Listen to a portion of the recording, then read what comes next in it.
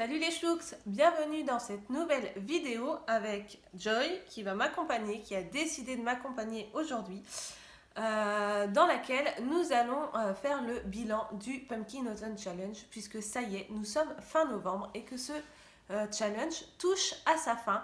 En ce qui me concerne, ça fait un petit moment que je l'ai terminé, puisque au final, je l'ai terminé le 31 octobre en comptabilisant 9 livres.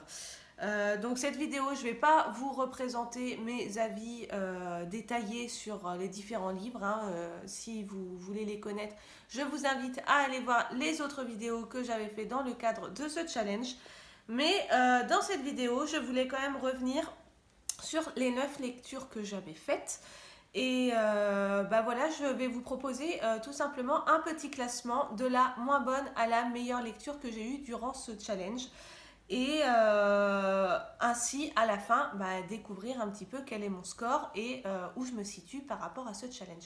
Donc c'est parti, on y va tout de suite. La moins bonne lecture que j'aurais eue durant ce challenge, c'est Contre toute attente, Les animaux fantastiques Vie et Habitat de J.K. Rowling, publié chez Gallimard Jeunesse. Lecture à laquelle je n'ai absolument pas adhéré puisque je n'ai ni lu le livre Les animaux fantastiques, le texte du film, ni vu le film. Donc du coup j'ai eu beaucoup de mal à me projeter. J'ai eu beaucoup de mal à imaginer les animaux lorsqu'ils n'étaient pas illustrés. Donc du coup pour moi ça a été une galère à lire puisqu'en plus c'est une encyclopédie, il n'y a même pas d'histoire, donc je ne suis pas rentrée dedans. Pour moi, ça a été la moins bonne de ce challenge. En 8e position, j'ai mis Le livre de père de Timothée de Fontbelle, aussi publié chez Gallimard Jeunesse. Donc là, j'ai vraiment aimé la plume de l'auteur, mais après, j'ai pas adhéré tout simplement au style de l'histoire, puisque pour moi, il y a beaucoup trop de bonds entre les genres, dans des sauts dans le temps. Ça m'a vraiment déroutée de passer du mode conte à dans les tranchées de la Première Guerre mondiale. Ça m'a vraiment perturbée. Le fait que l'histoire soit trop explicite, voilà, de pas être sûr d'avoir bien interprété l'histoire, ça m'a aussi déroutée. Donc voilà pourquoi je le passe en 8e position, même si vraiment j'ai trouvé que l'écriture de l'auteur était magnifique et que je lirai ses autres livres avec grand plaisir. J'espère que voilà, ça sera un peu moins construit de cette manière parce que enfin voilà, c'est vraiment un genre auquel je n'ai pas vraiment adhéré. En 7e position, j'ai mis ma relecture de Twilight, le premier tome de Fascination de Stephenie Meyer, publié chez Black Moon. Donc là, c'est l'édition anniversaire où il y a la réécriture derrière que je n'ai pas encore lu. Voilà, pour moi, ça a été une petite déception. Parce que j'avais très hâte de relire cette histoire, mais voilà, j'ai moins accroché que ce que je m'attendais.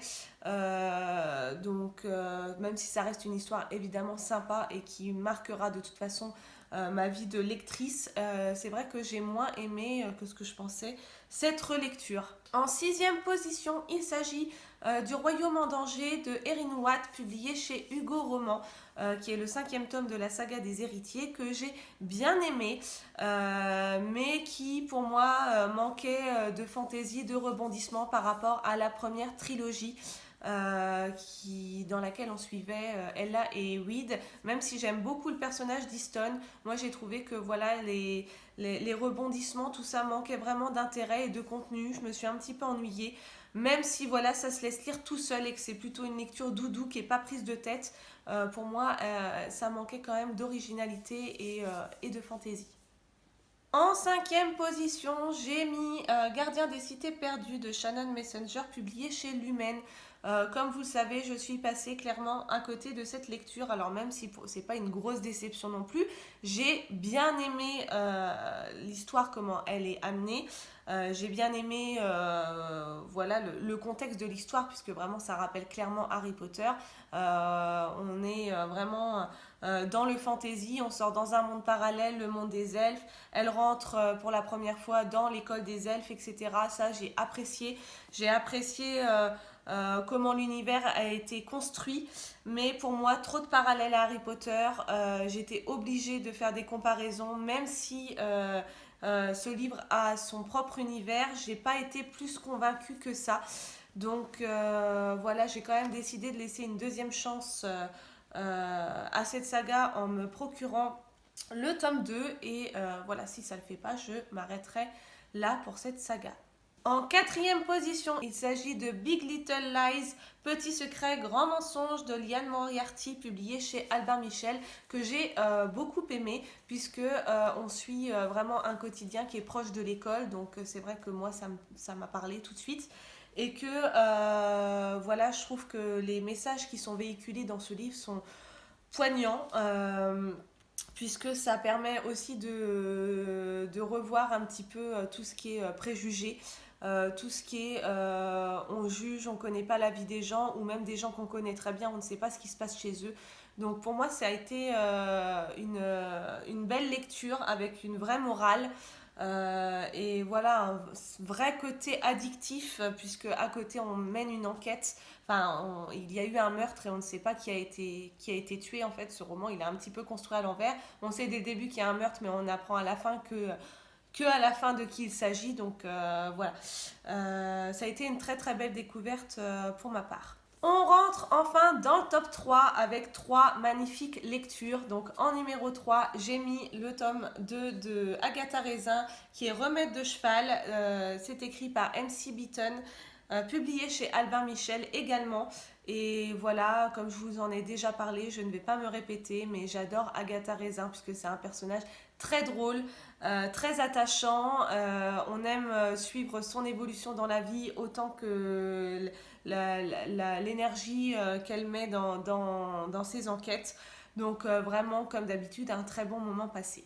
En deuxième position, une saga qui me tient très à cœur puisqu'il s'agit de La guerre des clans, qui est le tome 3, Les mystères de la forêt de Erin Hunter, publié chez Pocket Jeunesse. Et voilà, je ne vais pas revenir là-dessus. Pour moi, c'est une vraie pépite de la jeunesse. C'est rempli d'aventures, d'émotions, de morale. On apprend plein de choses. Même chose, il y a plein de messages qui sont véhiculés, qui sont hyper importants.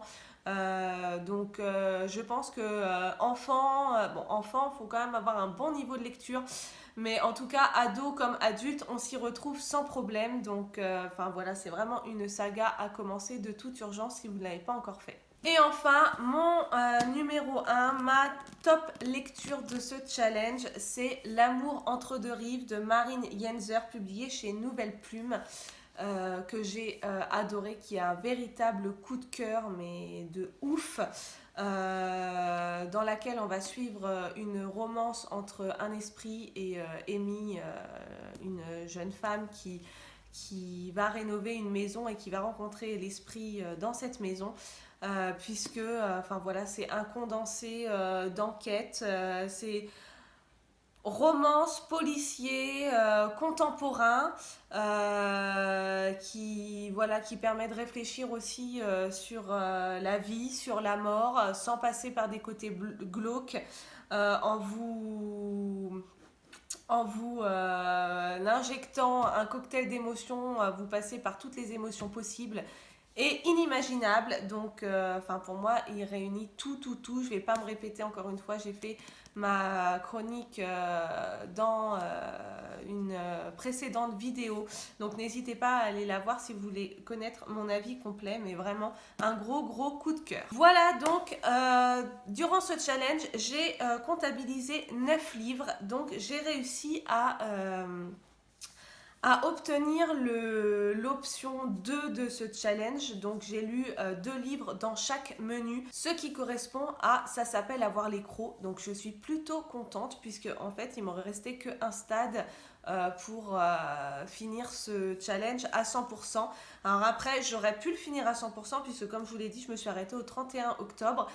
Pourquoi je ne l'ai pas continué? Tout simplement, les livres que j'avais sélectionnés pour la suite, c'était que des débuts de saga. Et je voulais pas trop en commencer, sinon ça me faisait commencer beaucoup trop de sagas. Et en plus, il y avait un livre que je devais acheter puisque j'avais une catégorie qui était 100 livres. Donc ça me dérangeait aussi, étant donné que là, j'essaye de m'abstenir un petit peu d'acheter, sachant que que le salon de Montreuil arrive à grands pas. Donc voilà pourquoi je me suis arrêtée, mais je suis hyper fière de moi. 9 livres, 9 bonnes lectures, même s'il y a eu des déceptions, il y a eu des lectures tellement, tellement bonnes que ça en est oublié. Et encore une fois, sans ce challenge, c'est sûrement des livres que j'aurais laissé dormir dans ma palle encore un moment, puisque c'était pas des livres vraiment prioritaires que j'avais mis à lire en priorité en tout cas. Donc je suis très très contente de les avoir sortis, ça m'a permis de dépoussiérer quelques livres et puis de les découvrir enfin. Donc voilà, vraiment que du positif, je recommencerai ce challenge avec grand grand plaisir. Voilà mes chouks pour le bilan de ce challenge. On se retrouvera pour une nouvelle vidéo, bien sûr, mercredi prochain. N'hésitez pas à me dire quel est votre bilan à vous si vous avez fait ce challenge, si vous avez lu certains livres et à me dire, bien sûr, vos avis. Donc dites-moi tout ça dans les commentaires. Vous savez à quel point j'adore vous lire. Ça me fait tellement plaisir d'échanger avec vous. En attendant, prenez bien soin de vous et à très vite. Salut mes chouks!